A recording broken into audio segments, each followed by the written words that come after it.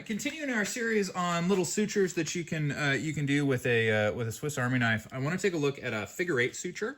Figure-8 suture is a great suture. So a simple, interrupted you might use not for a big cut like that, but just a small area. Or where I use them more commonly is to tighten up like a running suture like here. But if you had like a little thing like this, a little kind of puncture, you need to close it. It's really too big for a single interrupted.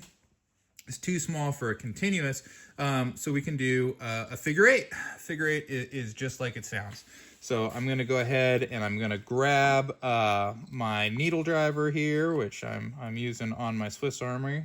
Again, I use the one that's called the Tinker, and I'm going to go in and I'm going to take a bite here. And then what I'm going to do is I'm not going to grab my tail just yet. Instead, I'm going to switch and I'm going to come back the other way, right? So I'm going to make a figure-8. So I've gotten here. Now I'm going back across the other way.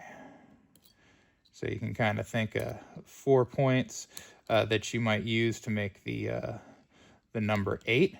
What we're going to do with that is we're going to end up with a loop on one side, and then we're going to tie off this loop on the other side. What that does is it keeps the crisscross part kind of inside the wound site, and as we tighten it, it'll actually pull together to close the wound. I'm going to tighten in the same way. I'm going to make those 3 loops. I'm going to grab, and I'm going to pull that tight. You can see how that is closing up. Good. It's losing tension there, so grab that loop. Got kind of a long tail.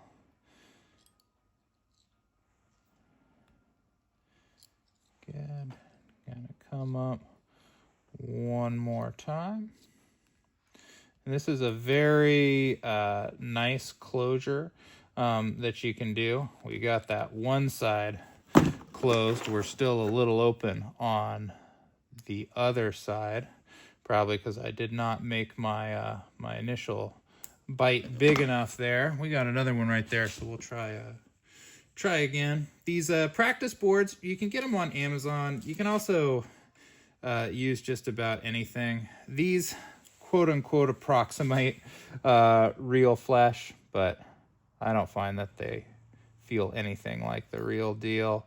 So this time I'm going to take a bigger bite running across there, see if we can get a better loop-de-loop. I'll come back. I'm kind of doing it sideways to what I did before. So coming in.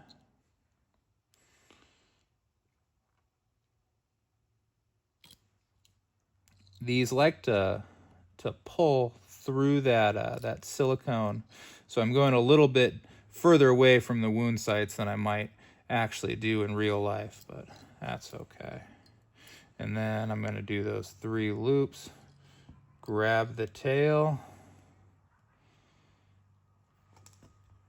get a closure, running out of real estate. Good. I'm going to grab.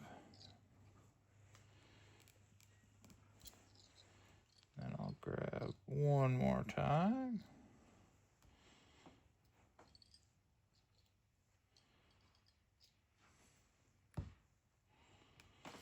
There we go. And we'll cut that. That one's quite a bit better. And then depending on, what this looked like and if there was still bleeding or anything like that, I could do another single interrupted right there to kind of close it a little bit further if I needed to. Your goal in suturing, don't think about it as you got to stop the bleeding. You want to slow the bleeding.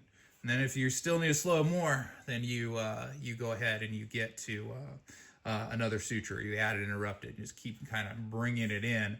And then what's great about the human body is we have these things called platelets that come to the wound site, and they're very sticky, and they want to stick the ends of the flesh together. So unlike this board that wants to pull apart, once you start bringing tissue together with platelets, the platelets act like a little glue, and they want to actually glue it together, and it makes that suturing quite a bit easier. So yeah, there is the figure 8 is the one that we did today.